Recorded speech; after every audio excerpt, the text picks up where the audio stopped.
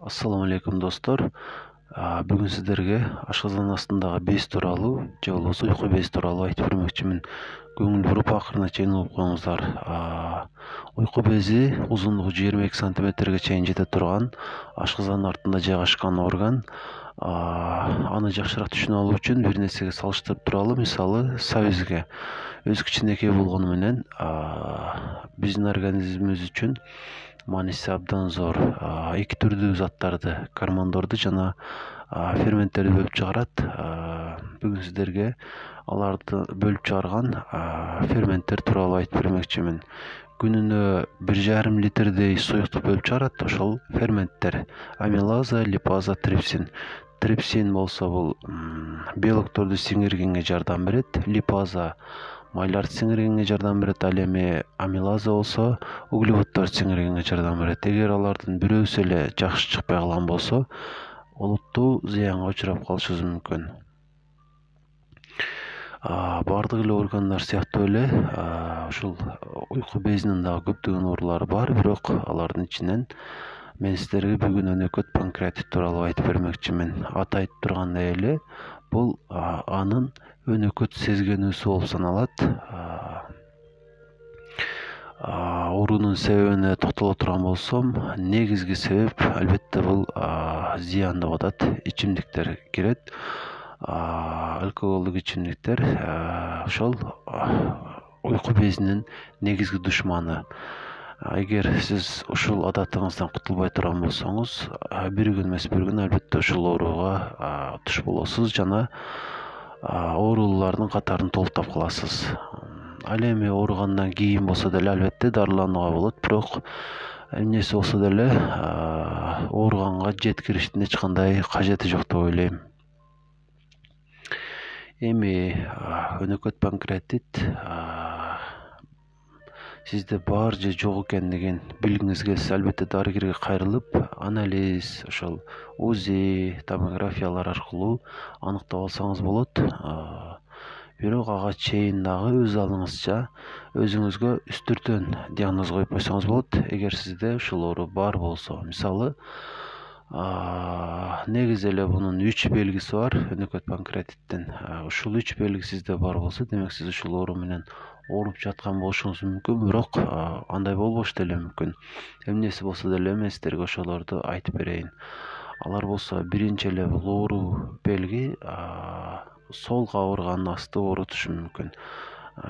Ушул биринчи белгиси. Экинчиси болсо, кыска аралыктын ичинде, мисалы 1 айдын ичинде же 2 айдын ичинде арыктап кетишиңиз мүмкүн. 6-7, балким 10 килограммга чейин салмагыңыз ташташыңыз мүмкүн.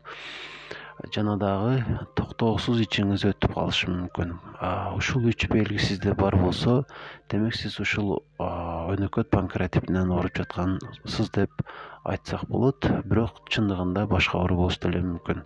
Албетте дарыгер жакшыраак аныктама бере алат, же болбосо текшерип аныктап берет деп айтсак болот. Эми эгерде сиз бул оору сизде жок болсо, албетте жакшы, бирок бар болсо, андан дарыланууга туура келет. Дарыгердин сунушунан сырткары дагы кылына турган 1-2 арганы айтайын. Негизи эле биринчи кылына турган нерсе, дарыгер деле муну айтат, зыяндуу адаттардан толук кутулууга туура келет.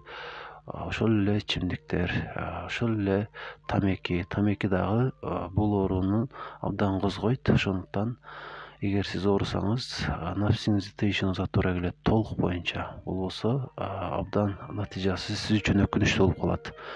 Андан кийин албетте тамакка көңүл бурууга туура келет. Бул оору менен ооруганда көбүрөөк тамактаныш керек деп айтылат. Көбүрөөк дегенде бир отурганда көп тамак жеш керек деген эмес. Күн аралыгында көп жолу деп айтылат. Аздан 100-150 граммдан. Бирок көп жолу тамактануунун дагы пайдадан көрө зыяны дагы көп болуп калышы мүмкүн. Ошондуктан максимум 4 жол деп айталы. Бир күндө 4 гана жолу тамактанууга болот.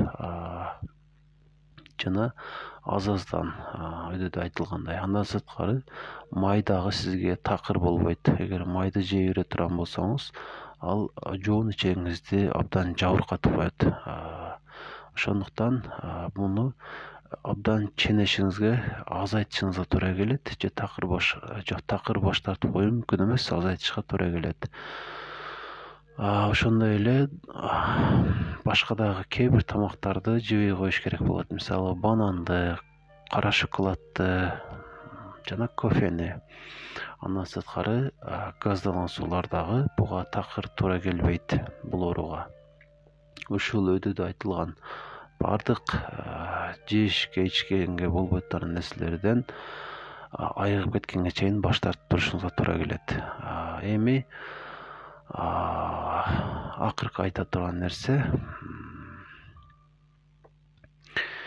албетте бул ооруну өз алдыңызда жеңип кете албайсыз, дарыгердин кеңешине муктажсыз. Ал нерсеге эринбей аткарыңыз жана өйдөдө айтылган нерселерге дагы көңүл буруп коюңуз. Дагы да кошумчалай турган болсом, негизи кошумчалай турган эле сөз калган жок. Дагы да көбүрөөк маалымат топтогон убакта маанилүү болгон ушул тема боюнча албетте сиздерге жеткирем. Эгерде сиздерге бул видео жаккан болсо, өзүңүздөргө керектүү болгон маалыматтарды алган болсоңуз, ушул каналга катталып коюшуңуздарды суранам. Бул мен үчүн жакшы мотивация болуп саналат.